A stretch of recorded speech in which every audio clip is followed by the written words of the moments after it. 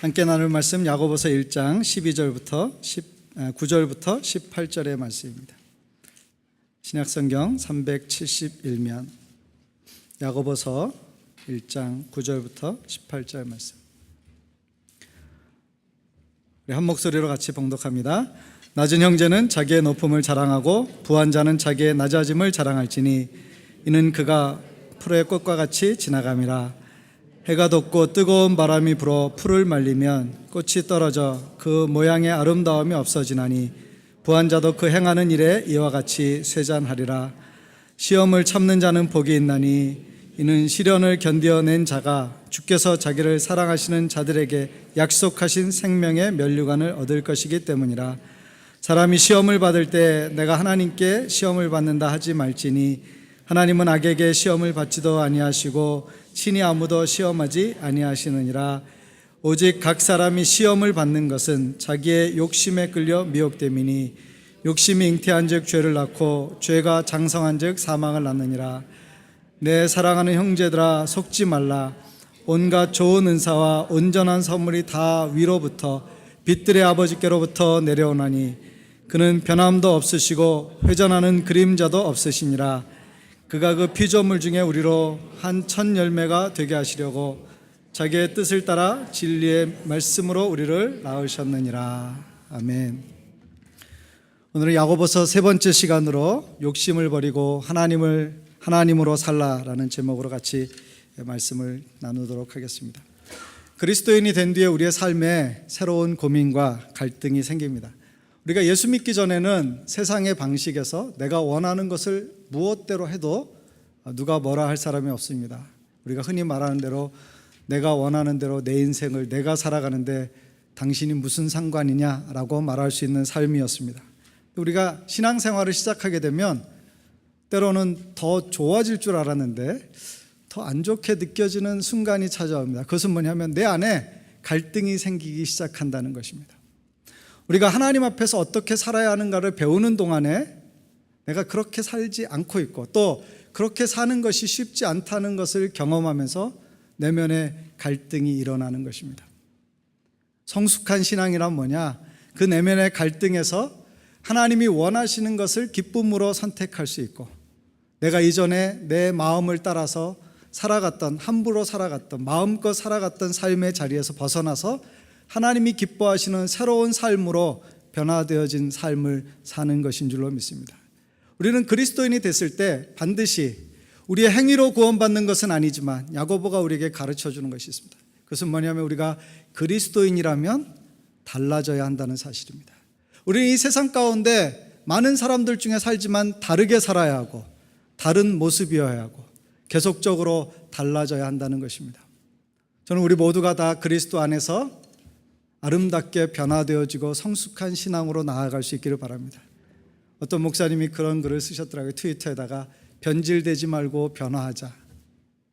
우리의 신앙이 우리의 삶이 변질되어지면 위선적이고 외식적인 삶으로 껍데기는 그럴싸하지만 내용은 제대로 열리지 않은 악한 모습으로 다양한 옳지 않은 것들을 만들어내지만 변화하면 우리가 하나님이 기뻐하시는 성숙함으로 아름다움으로 그 열매로 그 향기로 모든 사람에게 기쁨이 되고 하나님께 영광을 돌리는 삶이 될 줄로 믿습니다. 우리 모두의 인생 가운데 하나님 앞에 정말 하나님이 보시기에 합당한 삶으로 변화되어지는 그런 은혜와 축복을 나누실 수 있기를 바랍니다. 야고보 기자가 오늘 우리에게 그것을 가르쳐 줍니다. 첫 번째로 야고보가 우리에게 말하는 것은 가진 것이 아니라 하나님으로 살라고 하는 것입니다. 가진 것이 아니라 하나님으로 살라. 9절 말씀은 이렇게 시작합니다. 낮은 형제는 자기의 높음을 자랑하고 부한 형제는 자기의 낮아짐을 자랑할지니. 이 두 구절의 말씀은 평행 대꾸를 이룹니다. 위의 말씀과 밑의 말씀은 대조적인 표현을 한 거예요. 낮은 형제라고 하는 것은 사회적인 지위나 또 권력으로부터 별로 영향력이 없는 또는 신분이 낮은 사람일 수도 있지만 궁극적으로 본문에서 더 분명하게 말하는 것은 가난한 사람을 말합니다. 10절에서 말하는 사람은 물질적인 부를 가지고 자기 자신의 삶에서 어느 정도 만족을 누리는 사람이에요.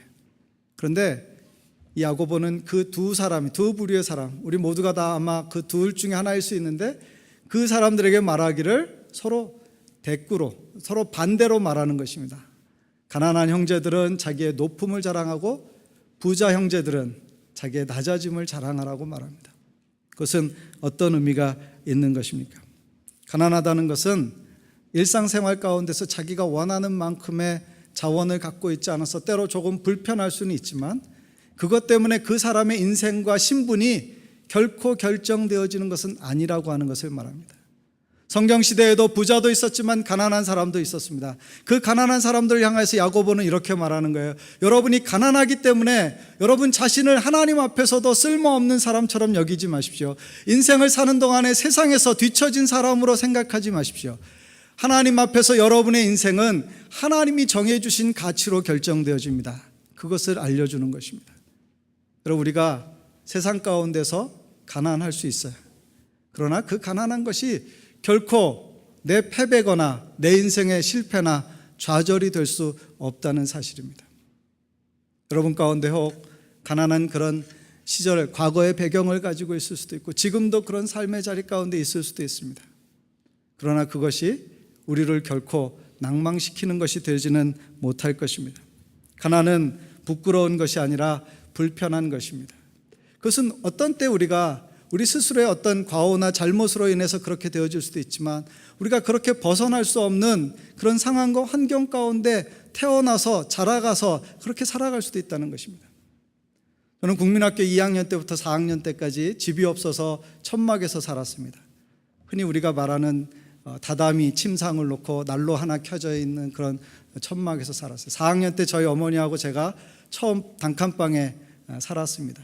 그리고 그 단칸방을 벗어나는데 11년이라는 세월이 걸렸어요. 제가 고등학교 2학년 때 처음 라디오를 가졌습니다. 개인적인 라디오를. 제가 대학을 졸업하고 직장을 들어가서 월급을 탈 때야 비로소 저희 집에 텔레비전이 생겼어요. 그럼 제가 그렇게 가난하게 보여요? 네? 그래서 사람 좀 뚱뚱해야 돼요. 남보기에는 전혀 그렇게 보이지 않습니다. 저한테 오히려 부잣집 아들같이 보인다고 말해요. 겉만 볼 것은 아닙니다. 근데 정말 중요한 것은 뭐냐면 제 인생 가운데 지금이 제일 부자인 것 같아요.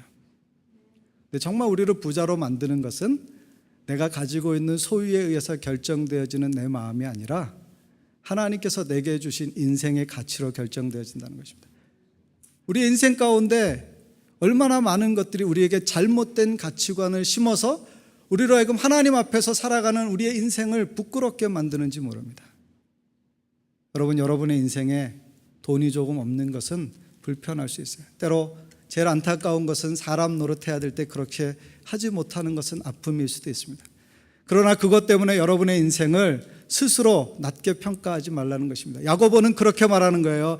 여러분은 이 세상에서 가난할지 모르지만 하나님은 여러분을 위해서 하나님 자신을 내어주실 정도로 사랑하셨으며 여러분을 그렇게 가장 존귀하고 아름다운 사람으로 삼으셨습니다. 여러분, 그것을 기억하신다면 우리가 하나님 앞에서 내가 누구인가로 기뻐하고 감사할 수 있어야 할 것입니다. 야고보는 거꾸로 부자들에게 이렇게 말합니다. 여러분이 지금 가지고 있는 그 물질 때문에 여러분의 마음을 조금 여유 있게 생각할지 모릅니다. 그러나 기억하십시오. 개인적인 종말도 있을 뿐만 아니라 죽음을 맞이할 뿐만 아니라 여러분이 자랑스럽게 생각하는 안전하다고 믿는 그 모든 것도 순식간에 사라질 수 있습니다. 풀의 꽃과 같이 사라진다는 것은 중동 지방에 풀이 나지만 비가 오거나 물이 있을 때 풀이 나지만 그 더운 열기에 하루아침에 말라서 없어지는 것과 같은 상황에 놓이는 그것을 기억하게 해주는 것입니다.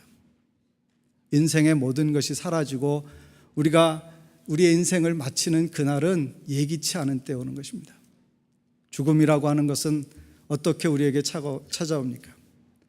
어떤 사람에게는 가장 인생의 화려한 시간을 앞두고 있을 때에도 찾아옵니다.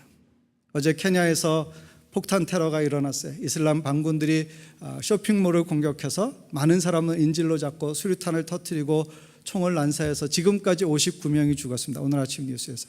그중에 한 명 38살 난 한국 여자분이 있습니다. 남편은 영국인이고 우리나라에서 대기업에서 근무하다 남편과 함께 아랍에미레이트에서도 근무했고 영국에서 박사과정을 밟고 있고 남편 따라서 케냐에 온 지 5개월쯤 되었습니다. 그가 아침에 남편하고 쇼핑몰 갈 때 오늘이 내 인생의 마지막 날이라고 예상했을까요? 내가 오늘 가서 수류탄 맞고 죽을 것이라는 것을 상상했을까요? 우리의 인생 가운데 우리가 가장 화려하게 내 인생의 어떤 절정이라고 생각한, 내가 손에 쥐고자 하는 것 모든 것을 쥘 때에도 죽음은 찾아올 수 있다는 사실입니다. 그리고 우리가 쥔 그것이 진짜 우리가 의지할 만한 것이냐라고 하는 것입니다.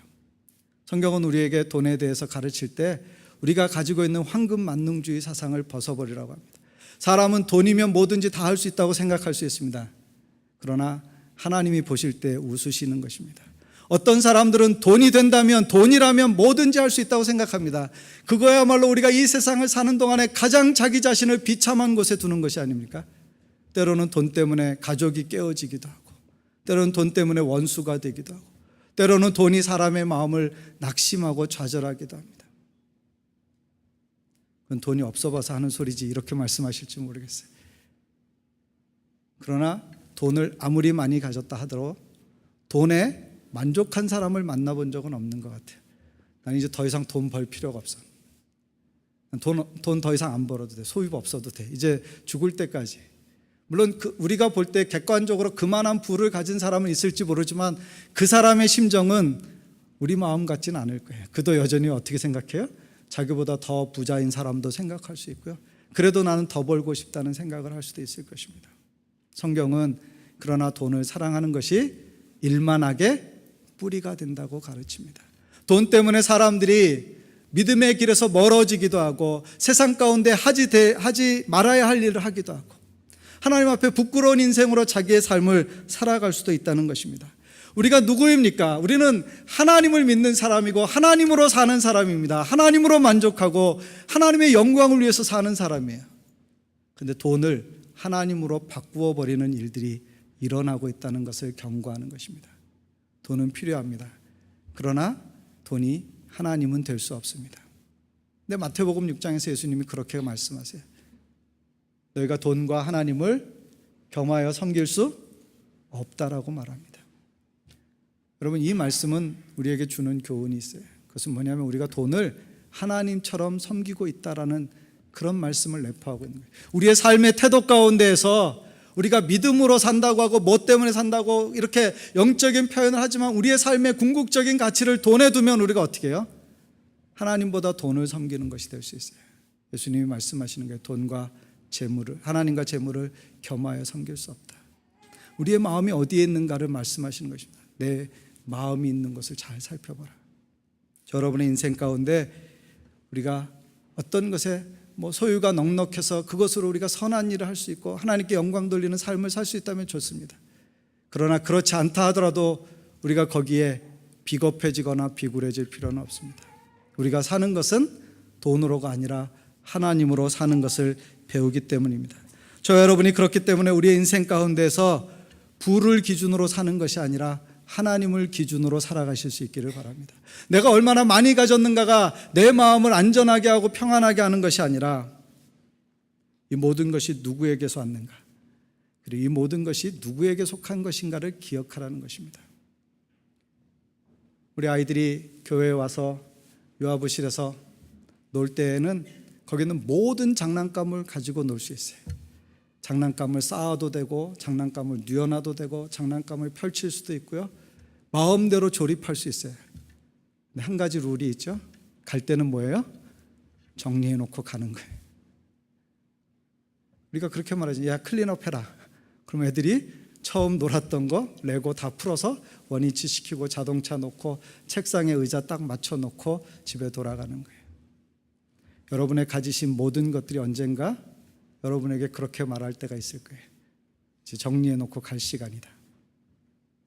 우리가 진짜 붙잡아야 할 것이 무엇인지를 깨닫지 못하면 우리가 그것을 이성적으로는 얼마든지 알 수 있지만 그것을 우리가 믿음으로 고백하는 삶을 살지 않으면 우리 이 땅 가운데서 잘못된 삶을 살 수 있다는 것입니다. 하나님의 사람으로서 하나님께 부끄러움 없는 삶을 사시고 돈에 대해서도 하나님 앞에 부끄럽지 않은 믿음의 사람들이 되시기를 주님의 이름으로 권합니다. 두 번째 말씀은 욕심이 아니라 하나님으로 사는 것입니다.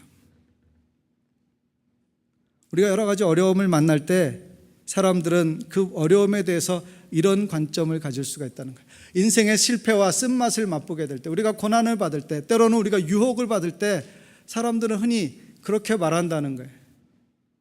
이건 내 책임이 아니고 하나님께서 나한테 그런 유혹을 내 앞에 유혹을 두셔서, 마치 선악과는 왜 만들어가지고 인간을 실패하게 하셨는가? 하나님 왜 내 인생 가운데 그런 사람, 그런 과정, 그런 사건들을 일으켜서 나로 하여금 이런 삶의 자리에 있게 하시는가? 그렇게 해서 하나님께 원망할 수 있습니다. 또 우리가 그런 어려움을 만나면 흔히 다른 사람들에게 책임을 돌릴 수도 있습니다. 이것은 누구 때문이고, 이건 누구 때문이고, 이건 누가 그렇게 했기 때문이고. 그런데 야고보 기자는 인생을 살아가는 동안에 우리가 시련을 만나거나 고난을 만나거나 혹은 우리의 마음 가운데 유혹을 받을 때에 우리로 하여금 자세히 살펴보아야 할 게 있다는 것을 가르쳐 줍니다. 그것은 바로 우리의 마음에 무엇을 담고 있는가를 생각하라고 하는 것입니다. 13절에 이렇게 말씀했습니다. 하나님은 악에게 시험을 받지 아니하시고 아무도 시험하지 않으신다. 여기서 시험하지 않는다는 것은 뭐예요? 때로 하나님께서는 성경 가운데 보면 아브라함의 믿음을 테스트하신 적이 있습니다. 근데 여기에서의 시험은 그런 테스트가 아닙니다. 영어 단어로 말한다면 temptation, 유혹하는 것이나 trial, 어떤 시련과 고난을 주는 것입니다. 하나님은 우리를 만들어 놓고 우리에게 고난과 역경을 주어서 한번 된통 당해봐라, 그게 하나님의 계획이 아니라고 하는 것입니다. 하나님 우리 앞에 장애물을 두어서 넘어지는 것을 기대하시면서 한번 넘어져서 깨져봐라, 그게 하나님의 생각이 아니시라는 거예요. 하나님은 우리에게 그런 것으로 우리를 다루시는 것이 아닙니다. 하나님 때로 우리의 인생 가운데 정말 하나님을 사랑하는지를 테스트하실 때가 있지만 그것은 유혹의 모양이 아니라고 하는 것입니다.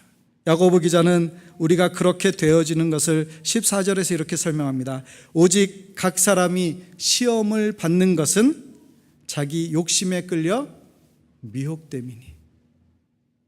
시험을 받는 이유는 뭐예요? 욕심이라고 하는 것입니다. 욕심이라고 하는 것은 우리가 정상적으로 필요를 느끼는 것보다 그 이상의 어떤 것들을 원하는 것들이에요. 욕심이라고 하는 것은 내 한계나 내 경계를 뛰어넘어서 더 많은 것을 갖고자 하는 그런 인간적인 그런 모습이라고 하는 것입니다. 욕심이 항상 무시무시한 모습으로 오는 게 아니라 우리에게 달콤한 모습으로, 우리에게 그게 있으면 진짜 더 주님을 잘 섬길 것 같은 모습으로, 때로는 우리 안에 그것이 하나님 앞에도 부끄럽고 내 인생에도 유익하지 않다는 것을 나중에야 깨닫게 하는데 우리가 그것을 알지 못한 채 그 욕심을 따라갈 때 있다는 것입니다. 근데 야고보서 1장 15절에 우리가 너무나 잘 아는 말씀이 있어요. 욕심이 잉태한 즉 뭐를 낳아요? 죄를 낳고 죄가 장성한 즉 사망을 낳느니라.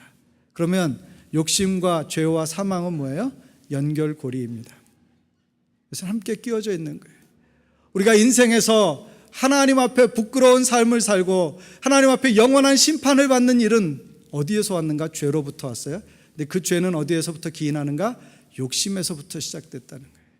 우리가 그리스도인이 되었을 때 우리의 삶에서 끊어버려야 할 악순환의 고리가 있다면 우리의 인생 가운데서 하나님이 우리에게 주신 것, 하나님 우리에게 열어주신 것, 하나님 우리에게 허락하신 것 이상의 욕심을 가짐으로 우리 인생의 잘못된 것들을 우리의 마음에 품게 되어지는 것.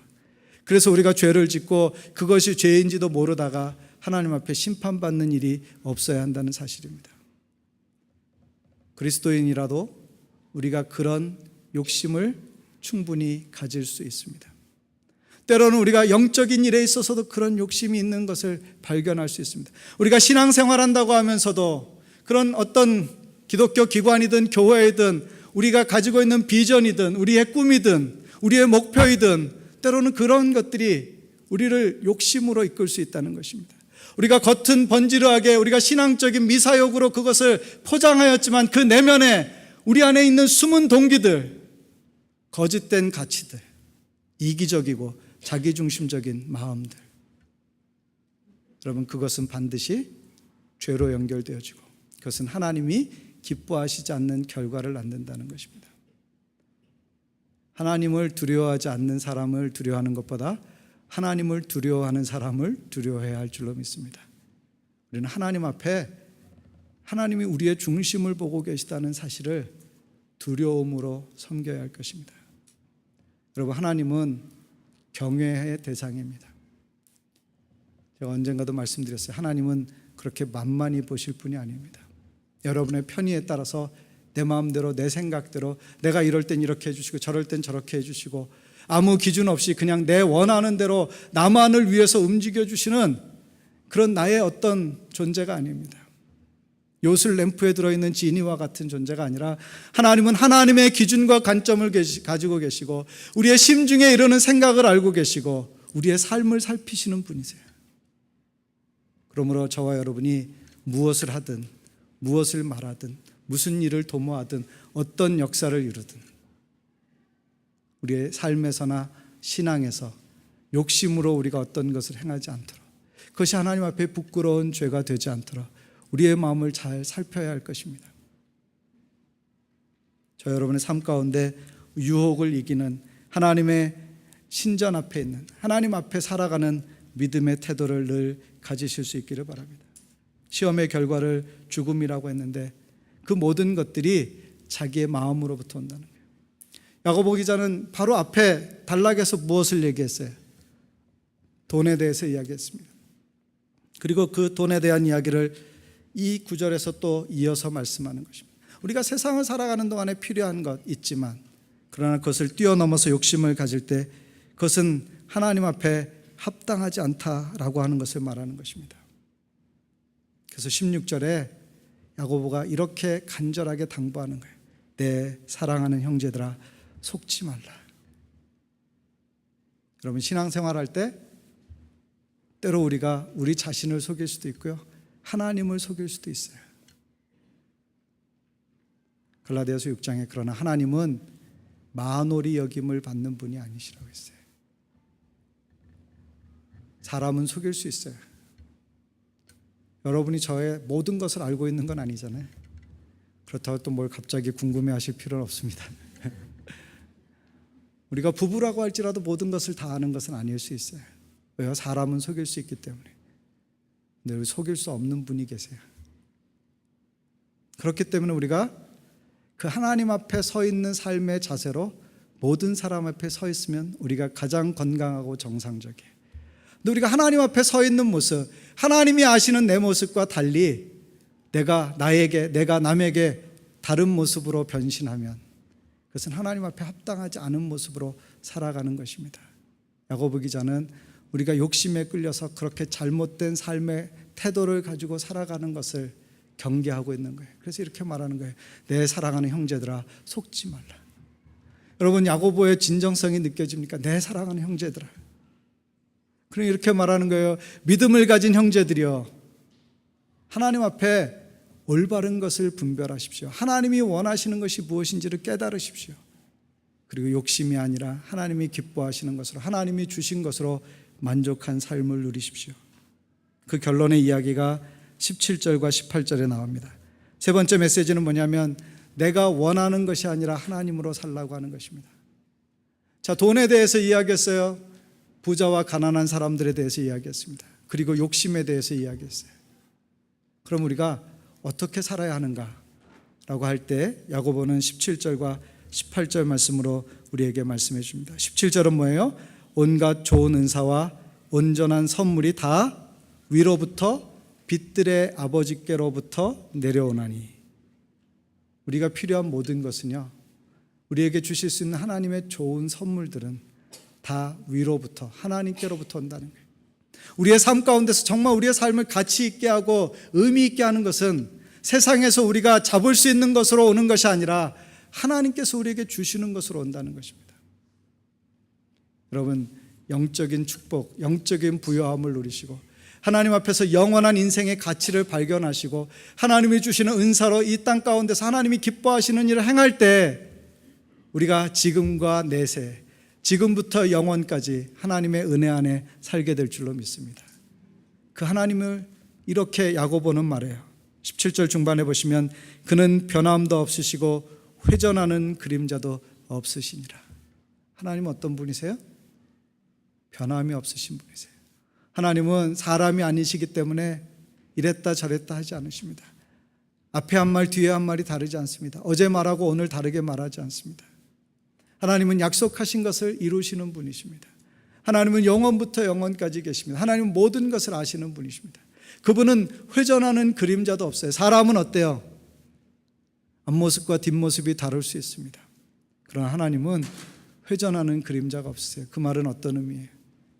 그분은 처음부터 끝까지 알파와 오메가가 되시며 그 모든 것 가운데 동일하신 하나님, 그 하나님으로 우리에게 나타나신다는 것입니다.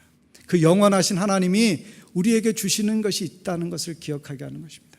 그래서 어떻게 주셨어요? 18절에 보시면 그가 그 피조물 중에 우리로 한 첫 열매가 되게 하시려고 자기의 뜻을 따라 진리의 말씀으로 우리를 낳으셨다고 말합니다. 여러분, 이 야고보의 논증은 뭔가요? 야고보는 이렇게 말하는 것입니다. 하나님은 우리에게 약속하시고 하나님 우리를 구원하셨을 뿐만 아니라 우리에게 필요한 모든 것들을 하늘의 놀라운 선물로 허락하시는 분이라고 하는 것입니다. 저 여러분이 하나님께서 주신 놀라운 선물을 받은 줄로 믿습니다. 구원의 은혜를 받았습니다. 영원한 생명을 소유했습니다. 하나님을 믿는 믿음을 가지고 있습니다. 이 땅 가운데서 하나님의 공동체를 섬깁니다. 하나님이 주신 은사를 가지고 하나님이 기뻐하시는 일을 행할 수 있습니다. 하나님 우리에게 너무나 많은 것들을 주셨을 뿐만 아니라 우리로 하여금 그것을 가지고 살아가기를 기뻐하신다라고 하는 것입니다.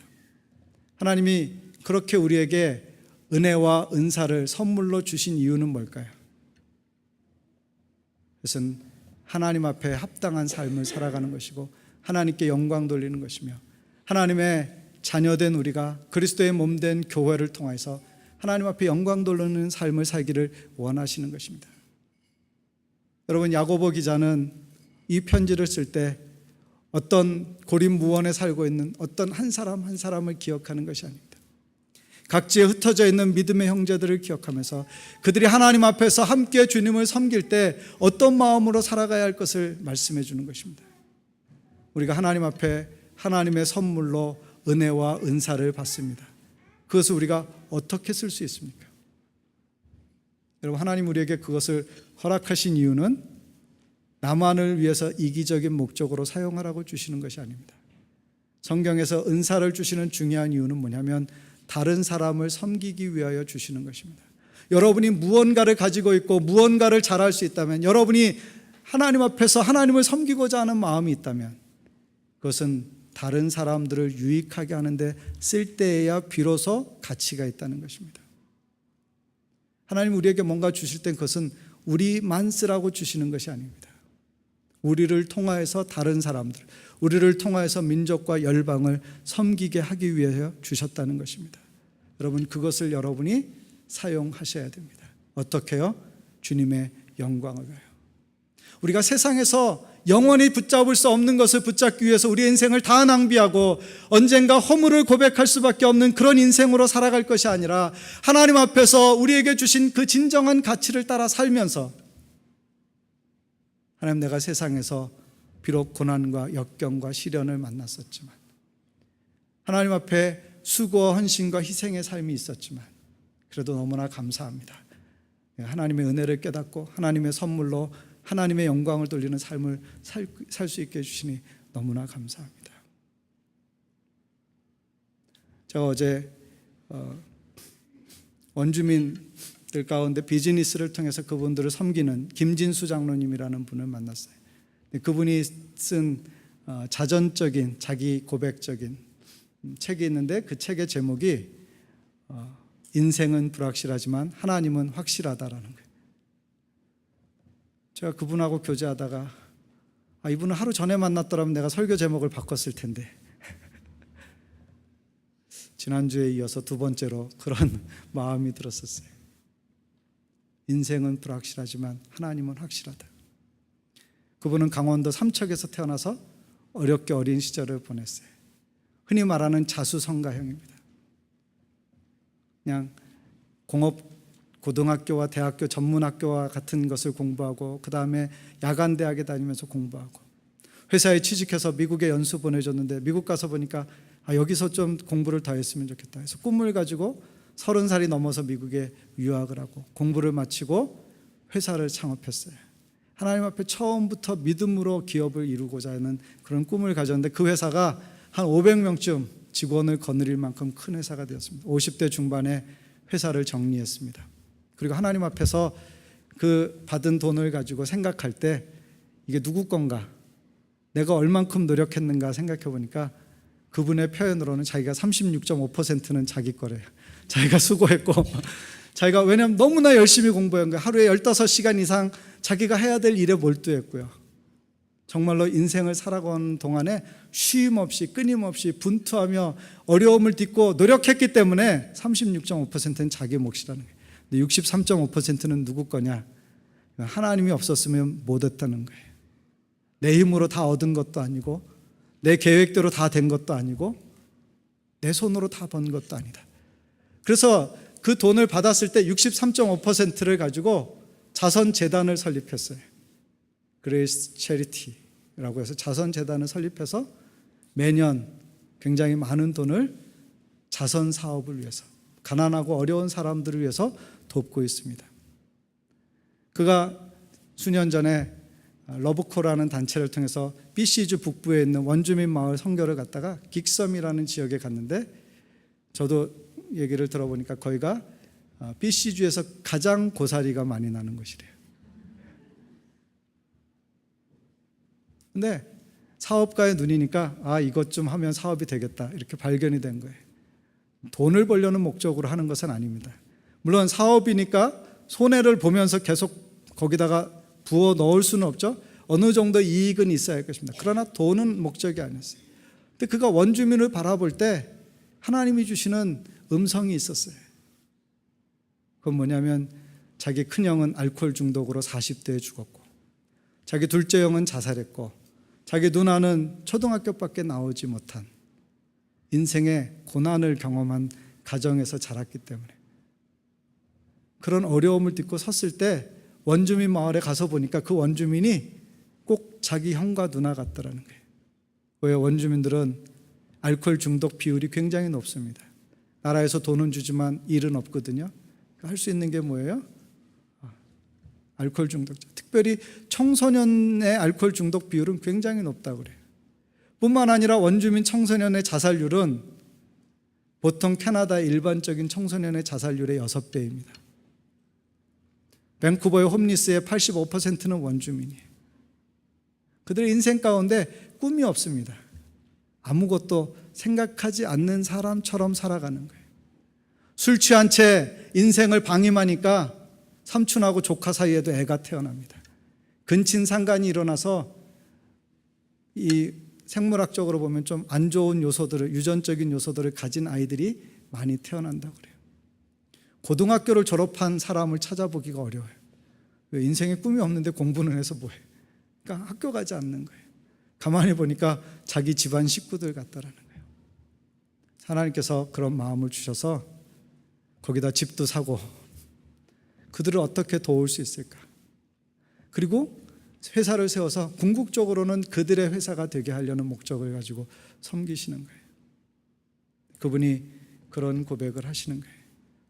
인생은 불확실하지만 하나님은 확실합니다. 그래서 자기의 인생을 돌아볼 때 확실한 하나님을 붙잡고 있기 때문에 그렇지 않은 많은 것들에 대해서 기꺼이 내려놓을 수 있게 됐고 섬길 수 있게 됐다는 거예요. 원주민들을 데리고 가서 교육도 시키고 또 좋은 기회를 줘서 그 아이들에게 꿈을 심어주는 일을 하는 것입니다. 그들에게 일할 기회도 주고요. 하나님께서 그분을 통해서 그 지역 가운데 행하시는 일들에 대해서 이야기를 듣는데 참 많이 감동이 되더라고요. 여기서 차로 16시간 가야 되는 먼 길을 마다하지 않고 그렇게 가서 함께 살면서 500명 직원을 거느렸던 대기업 CEO가 지금은 고사리 꺾고 고사리 삶아서 말리고 그거를 수출하면서 거기에서 얻어지는 이익금의 절반은 그 지역 사람들을 위해서 쓰고 자기는 한 푼의 이익금도 갖지 않는 거예요.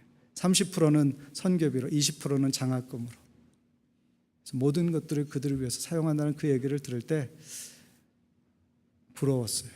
어떤 면이 그가 가진 재산이 아니고 그가 그렇게 확실한 하나님을 인생에서 붙잡고 자기의 남은 생애를 그렇게 헌신할 수 있다는 것이. 누가 가서 거기 원주민 마을에 가서 4개월 동안 고사리 삶으면서 살라고 그러면 그걸 기쁨으로 할 수 있는 사람이 얼마나 되겠습니까?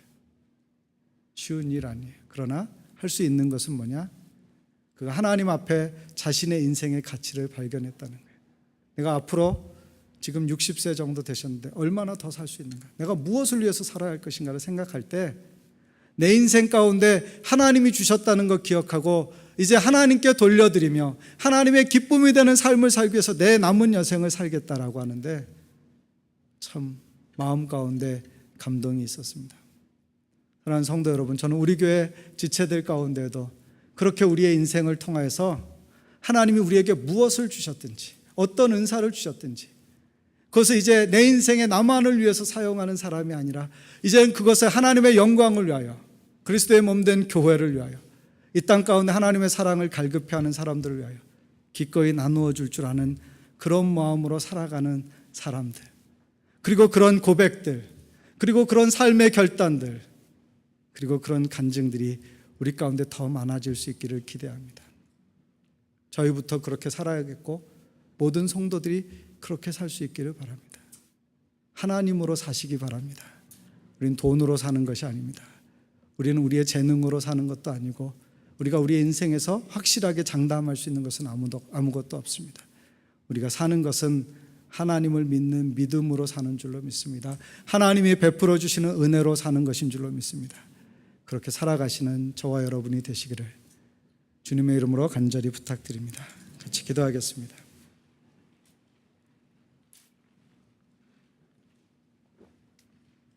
시간에 함께 기도하실 때 우리는 하나님을 믿는 사람입니다. 우리는 세상 사람들처럼 살지 않습니다. 우리는 하나님으로 우리의 인생 가운데 일하시도록 우리 자신을 내어드리는 삶을 살기를 원합니다. 우리를 통해서 그리스도의 몸된 교회가 하나님 앞에 더 아름다워지기를 원하고 또 이 교회를 통해서 우리는 궁극적으로 하나님을 섬깁니다. 우리가 이 땅을 사는 동안에 만나는 모든 사람들을 우리가 사랑하고 섬기며 그들의 인생 가운데 하나님의 은혜가 더하기를 위하여 힘쓰는 사람인 줄로 믿습니다. 하나님, 나로 세상이 주는 즐거움, 세상이 주는 돈, 세상이 주는 만족으로 살지 않게 해주시고 하나님의 역사와 은혜를 붙잡고 확실한 하나님을 믿는 믿음으로 살아갈 수 있도록 나를 축복하여 주십시오. 내 인생 가운데 하나님이 주신 은혜를 잊지 않고 이제는 그 은혜로 살며 그 은혜를 나누게 해주십시오. 그런 마음으로 우리 간절하게 여러분 자신을 돌아보고 하나님 앞에 결단하며 기도하시겠습니다. 같이 기도합니다. 사랑과 은혜가 많으신 아버지, 우리가 하나님 앞에 우리 자신을 돌아봅니다. 아버지 하나님, 이 땅에서 우리가 부하든지 가난하든지 하나님, 우리가 우리의 것으로 스스로 만족하는 사람 되지 않게 하여 주십시오. 하나님, 우리가 어떠한 삶의 자리에 처하든지 하나님께 영광 돌리며 자족의 비결을 배우게 해 주시옵시고 하나님 앞에서 우리의 인생의 가치를 발견하게 해 주십시오. 아버지 하나님, 세상의 헛된 것에 우리의 마음을 빼앗겨서 미혹을 받고 유혹을 받으며 욕심 가운데 살다가 하나님 죄 짓고 그것으로 인하여서 하나님의 심판받는 하나님 앞에 부끄러운 삶의 모습으로 살아가지 않게 하여 주시옵시고 하나님 앞에 끝까지 믿음으로 끝까지 정직하게 끝까지 참되게 끝까지 하나님의 기쁨이 되는 삶을 살게 해 주십시오. 하나님, 우리로 그리스도 안에서 모든 좋은 것들을 은사와 은혜들을 선물로 받게 하시니 감사합니다. 하나님이 주신 것으로 이제는 하나님이 위하여 살고 하나님께 영광 돌리는 그런 삶을 살아가는 우리들이 될 수 있도록 인도하여 주시기를 간절히 바라옵고 원합니다. 하나님, 우리의 인생을 간섭하여 주시옵소서. 하나님, 우리 인생 가운데 역사하여 주시옵소서. 하나님, 우리 인생에 기름 부어 주시옵소서. 하나님의 놀라운 임재를 경험하게 하여 주시옵시고 하나님으로 사는 저희들 되게 하여 주시옵소서. 아버지 하나님, 이 땅의 모든 것들은 쉬이 지나갈 것입니다. 영원하신 하나님 붙잡고 믿음으로 살며 결단하는 우리의 인생이 되게 하여 주시옵소서. 하나님, 우리 모든 지체들이 그렇게 살며 그렇게 간증하고 그렇게 찬송하고 그렇게 영광 돌리게 하여 주시옵소서. 사랑이 많으신 아버지, 우리를 하나님 자녀 삼아 주셨으니 감사합니다. 우리에게 하늘에 속한 모든 신령한 은혜와 은사로 복 주시니 감사합니다. 하나님, 우리가 그것을 가지고 하나님 앞에 온전한 삶으로 살아갈 수 있도록 역사하여 주옵소서. 아버지 하나님, 우리가 세상에 살지만 세상과 구별되어지게 하시고 세상 가운데 있는 모든 악하고 더러운 것들에 우리의 마음이 끌려 미혹받지 않게 하여 주시옵시고 거룩하게 구별되게 하여 주시옵시고 참되게 살아가게 하여 주시옵소서. 하나님이 주신 것으로 하나님의 영광을 나타내고 하나님의 몸된 교회의 지체들과 하나님의 영광을 위하여 살아가는 저희들 되게 하여 주시옵소서. 하나님, 불확실한 인생 가운데 우리가 확실한 하나님을 붙잡는 신앙의 결단이 일어나게 해 주십시오.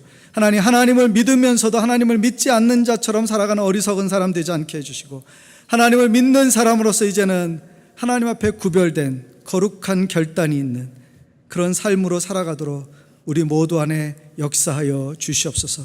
예수님의 이름으로 축복하며 기도합니다. 아멘.